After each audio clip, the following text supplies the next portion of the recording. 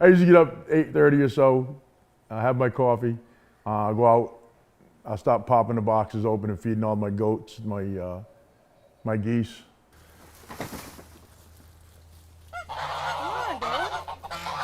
That's Norman. He's gonna be really mean. He's too big. He's only 6 months old. And there's my chicken. She thinks she's a cat. That's Jasmine. That's the mommy of the little one there. I grew up in the city. I've always wanted to live in the country. I enjoy living out in nature. My farm is 30 acres. Goes all the way to the bottom of the hill.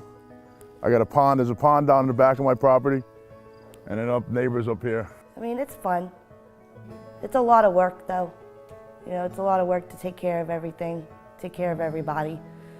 Keeps the kids happy, too. All right, throw it over. Don't touch the fence, though. I do things a little different than most farmers. I don't feed hay and grain. You know, stuff that no longer looks good to the humans, I pick up every day. And that's how I feed my whole farm. It's all organic, all fresh vegetables, all fresh fruits. Very healthy for my animals. Farm life, it's a pretty demanding lifestyle, but I couldn't live without it though.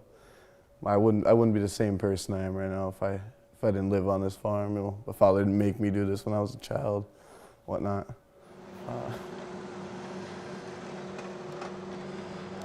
Normally I just take I have my dump truck full. I usually go out in the field and dump, but right now I'm down one vehicle, so I'm dumping over, popping boxes and dumping over for the donkeys and the cows.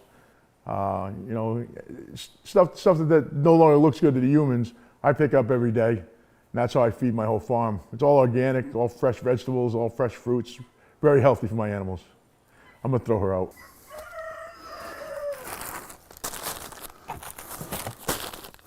Let's give him something. This is a good boy. Oh, a good boy, yeah. A good boy, huh? A good boy. Oh, a good boy, huh?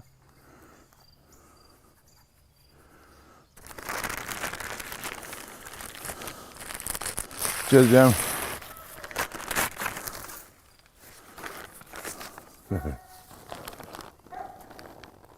Oh, you're gonna be finicky? You guys all nervous? Oh, really? Here, Dumpy. A friend of mine built most of this, the motor and stuff. So he's had it a couple years ago. We picked it up, you know, mid build. He did the motor and the transmission and everything, put the body on. We're kind of finishing it up for him. Loud, you're not gonna.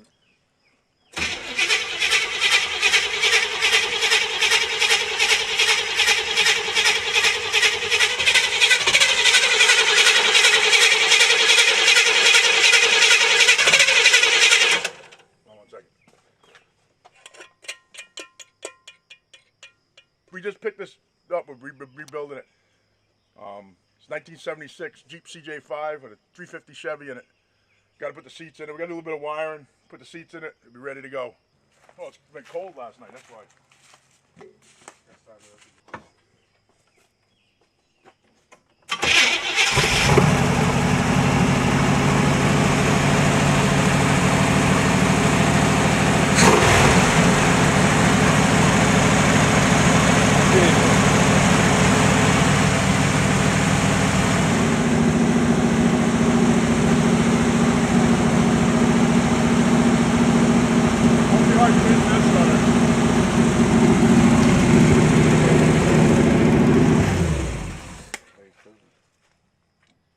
Oh, we got a problem.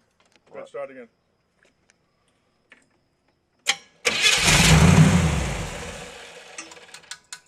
What? Alternate shot.